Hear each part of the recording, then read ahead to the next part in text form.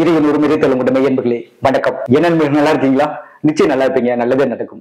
இன்னைக்கு பார்க்க போறது ஒரு முக்கியமான காணொலிங்க. கணக்கம்பட்டி பகவான், கணக்கம்பட்டி சர்க்குரு பத்தி நம்ம இறைமை டிவில தொடர்ந்து காணொலி வெளியிட்டு வரோம். இந்த காணொலியில மிகப்பெரிய அற்புதத்தை நம்ம பார்க்கலாங்க. பாண்டிச்சேரி சேர்ந்த பக்தை, கணக்கம்பட்டி ஐயாவோட பக்தை நமக்கு போன் பண்ணி சொன்னாங்க. அவங்க பேர் பாத்தீங்கன்னா குணசுந்தரி மாணிக்கம். அவங்க ஐயாவோட ஜீவ சமாதியில திருவுருவ படம் இருக்கு ஐயாவோடது. அந்த படத்துல ஐயா நெற்றிக்கண்ணை திறந்து அவங்களுக்கு காட்சி கொடுத்திருக்காருங்க. அது மட்டும் இல்லாம ஜீவசமாதியில எங்கெங்கும் ஐயாவோட ஆயிரம் கண்கள் அவங்களுக்கு வெளிப்பட்டதா காட்சி கொடுத்த நம்ம கிட்ட சொல்லியிருக்காங்க. இந்த அனுபவத்தை நம்ம கிட்ட போன்ல குரல் வழியா பதிவு செஞ்சிருக்காங்க. காணொலி போறதுக்கு முன்னாடி ஒரு சின்ன அறிவிப்பு. நம்ம சேனல்ல நிறைய நண்பர்கள் பார்த்துட்டு வரீங்க, நிறைய பேர் சப்ஸ்கிரைப் பண்ணிருக்கீங்க. சப்ஸ்கிரைப் பண்ணாதவங்க மறக்காம சப்ஸ்கிரைப் பண்ணி ஒத்துழைப்பு கொடுங்க.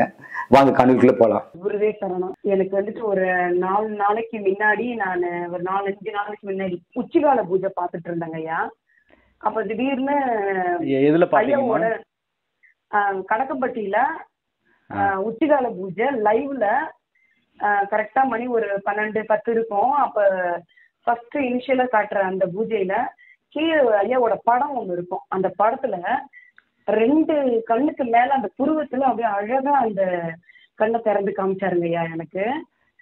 அதுக்கப்புறம் நான் எனக்கு ஒரே கஷ்டமாயிடுச்சுன்னா இது ஐயா கண்ணை திறந்து காட்டுறாங்கன்ட்டு எனக்கு ஒரே அழுகையா வந்துருச்சு.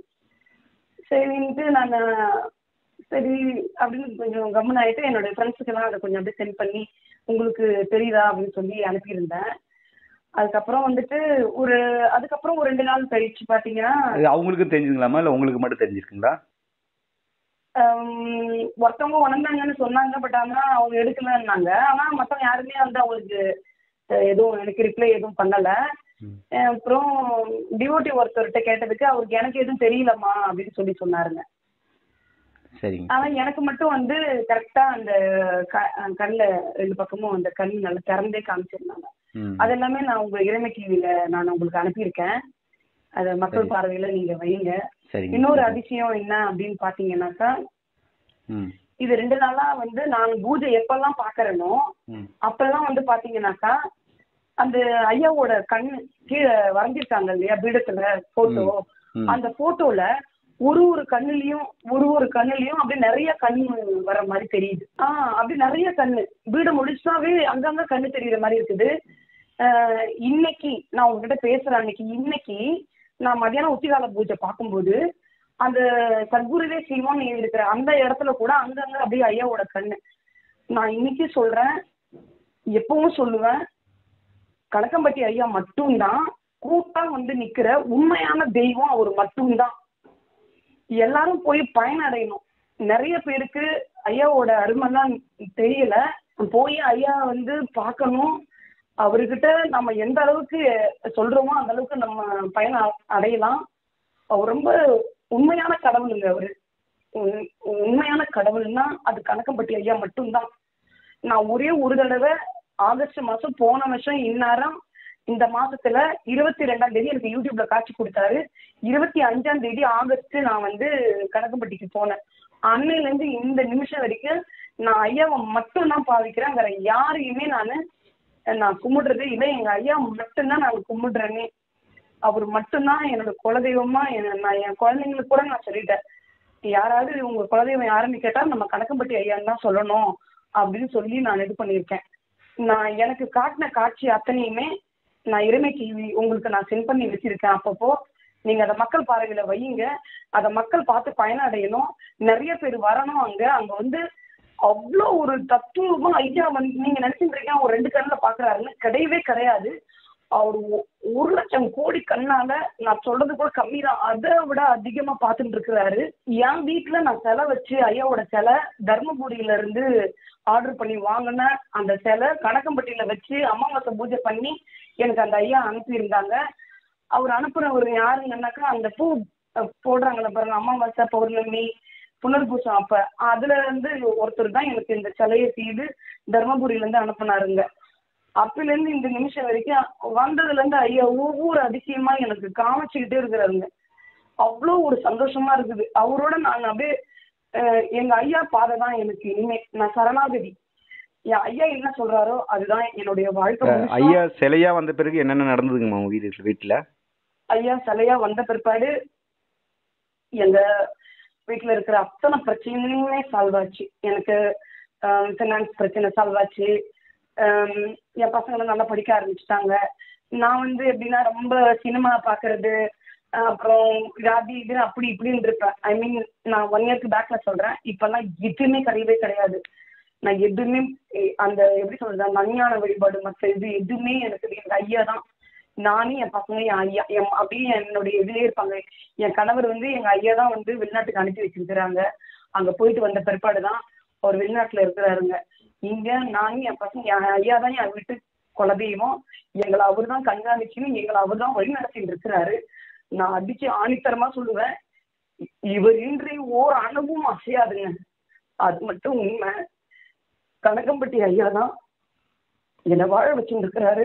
சரிங்க, அந்த ஐயா வச்சு வழிபடுறீங்கல்ல, உங்களுக்கு எப்படி வெளிப்படுறாருங்கம்மா ஐயா அந்த சிலை ரூபத்துல? வேற வேற வடிவத்துலயும் இந்த ஒரு பாஸ்ட் ஒரு 3 டேஸாங்க என் சிலையில நான் கனகம்பட்டியில ஐயாவோட வீடுத்துல கண்கள் பார்த்தேன்னு சொன்னேன் இல்லைங்களா, அதே மாதிரியா என் சிலையிலையும் கண்ணு அப்படி கண் ஓப்பன் பண்ணி காமிச்சிருக்காரு.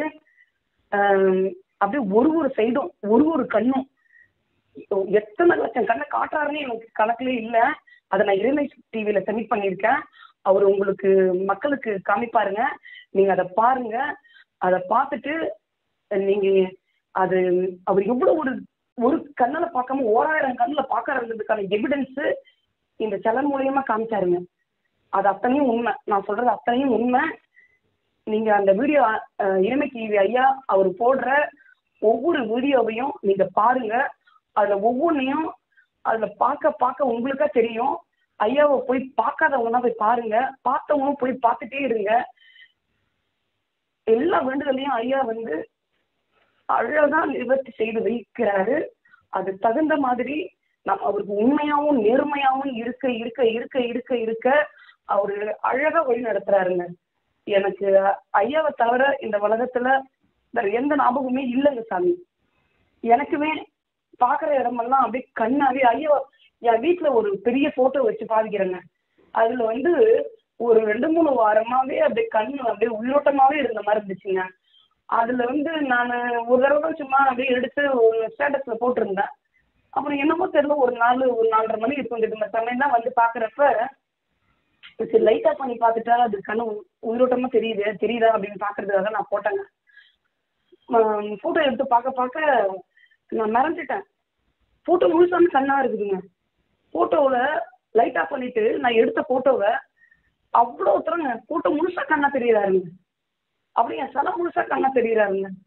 அவ்வளோ ஒரு தத்துரூபமான ஒரு காட்சி எனக்கு காமிச்சுட்டு இருக்கிறாருங்க ஐயா.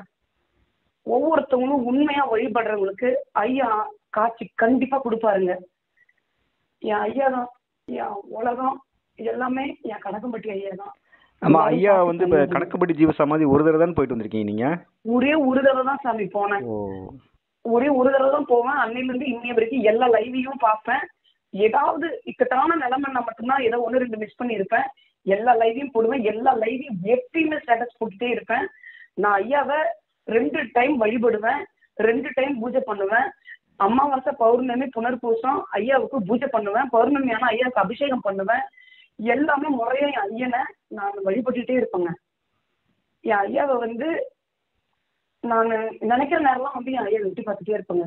வீட்டில் தான் இருப்பேன், ஆஃபீஸ் போவேன், வருவேன். என் ஐயா என்னுடைய ஞாபகத்திலே இருப்பாருங்க.